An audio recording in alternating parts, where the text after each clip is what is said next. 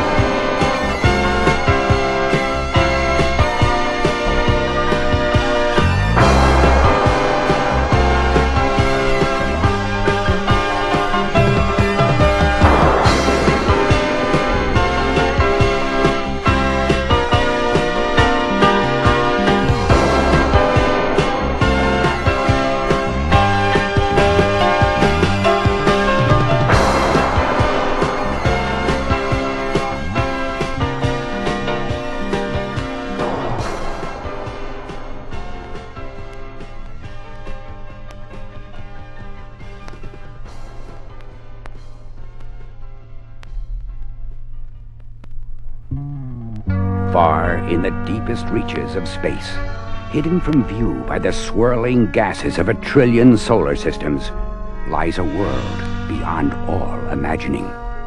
Here, spinning in the endless blackness of space, exists the planet Eternia. Eternia. Even in the name, you can hear the magic. the roar of the winds that whip their way through the rocky mountaintops, the crashing of the waves that cast themselves upon the sandy shores of time on this mysterious world, tucked away in a forgotten corner of the universe. Eternia, the equatorial vine jungle, whose steamy swamps swarm with gigantic serpents and twisted man-eating plants whose roots dangle dangerously, waiting to trap and devour any foolhardy intruder. Eternia, where the evergreen forest towers as immense trees reach upward toward the fleecy blue sky overhead. The thick, ferny underbrush teems with countless strange creatures who have evolved into life forms much different from those on Earth. Great winged lizards dangle by their scaly claws from the topmost branches of the pines, while deep within the mossy caves that line the cliffs, awesome dragons watch the world through beady green eyes and spew their sulphurous breath out into the morning chill. Eternia, the sprawling sands of time, a desert whose shifting dunes hide ruins of long past ages when great stone temples lined the streets of imperial cities, all gone now, swallowed up and swept away by the constant changing sands. All that remain are a few crumbling monuments to tell the tale of a forgotten civilization that labored and perished in the unforgiving desert. Eternia, a world of unimaginable beauty and unspeakable danger. For it is here, on this isolated planet, that one of the greatest battles between good and evil in the universe is being played out. The monstrous Skeletor, a villain of unending cunning and wickedness, has escaped. After years of isolation on his own planet, Infinita, and with a legion of demons at his side, threatens the safety and tranquility of Eternia. But Eternia has a protector, a hero foretold in legend and myth since the dawn of Eternian time. Centuries ago, Eternia's wise rulers, the Council of Elders, sensed that sometime in the future, danger would descend on their planet. In one moment of incredible concentration, they compressed all their accumulated knowledge and wisdom about the universe into one omnipotent glowing orb of power. They transformed the center of their government, the lustrous Hall of Wisdom, into a fearsome, rocky castle with the stone face of a skull at its front. They placed the orb of light and wisdom deep in the musty dungeons of the castle, where it would be safe from the forces of evil. Over the thousands of years that followed, the thick evergreen forest swallowed up the frightful edifice, and it disappeared into memory and folk legend. But to this very day, its name brings a chill of fear and awe. It is the mighty Castle Grayskull. And now, the evil warrior that the wise Council of Elders feared has arrived. Skeletor stalks the planet, searching for a way to seize control. But at every turn, his wickedness is checked by the heroic protector spoken of in the old tales. A giant of a man, with long golden hair and rippling muscles that gleam in the brilliant Eternian sunlight. This is He-Man. In order to protect his true identity and thus make it harder for Skeletor to destroy him, He-Man lives a double life as Prince Adam, playful son of King Randor and Queen Marlena. Even now, as we speak, Prince Adam is playing with his pet tiger, Cringer, in the beautiful gardens that surround his father's castle. He and his feline friend romp in the tall grass, happy and carefree, unaware that, as He-Man, he is about to face the most difficult and dangerous challenge of his life. A life and death struggle with Skeletor, the outcome of which will determine the fate of the planet and perhaps the entire universe. Careful, my furry friend. Your claws are sharp. Sometimes you do not realize your own strength. Here, I will toss this stick out onto the lawn, and you will find it and return it to me. Do you understand? Cringer growled with pleasure. He loved the long afternoons he and his master spent in games and fun. Adam hurled the wooden stick high into the air. It soared over the flower beds and landed far away in a bushy area at the very edge of the castle grounds.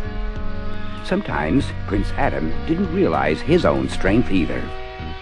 Cringer charged away after the stick. Good cat! Find it and bring it to me. Suddenly, a huge black shadow swept across the green lawn. The warm afternoon air was stirred to a chill by the flapping overhead of two gigantic wings. Prince Adam gazed up into the cloudless sky and saw an amazing sight. It was Zor, the falcon, the great winged bird, whose wingspan was more than 20 yards across, glided low, skimming the tops of the tall trees that surround the castle walls. And most amazing of all, on the falcon's wide feathered back rode Man-at-Arms, Prince Adam's teacher and companion. In a sweeping arc, the giant bird and its rider soared over the lawn and landed in a flurry just a few yards from the young prince. Man-at-Arms slid down along one of the gigantic wings as Prince Adam rushed to his side. Greetings, my friend, and greetings to Zor, the falcon, too. I see concern on your brow, my teacher. The enormous bird settled its mammoth wings by its side in a gust of wind as Man-at-Arms put his hand on Prince Adam's mighty shoulder, and the two of them walked through the garden, talking. I am afraid, sire, that I am not the bearer of good news. This I sensed, my friend. Please tell me what is wrong. There is trouble in the Northlands, my lord. The wicked Skeletor has found his way dangerously close to Castle Grayskull. That bony fiend! His wickedness knows no bounds! It is worse than you think, my prince.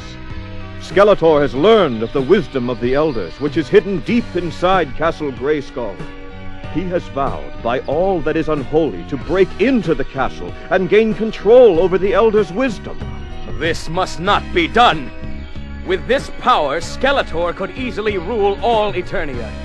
His cruel leadership would plunge our world back thousands of years into the Dark Ages once more. All across the planet, the light of hope and joy would be snuffed out by this fiend. He will be stopped if it takes my last breath to do it.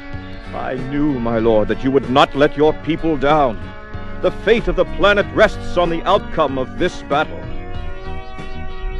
In an instant, Prince Adam reached down and grasped the sword which always hung by his side.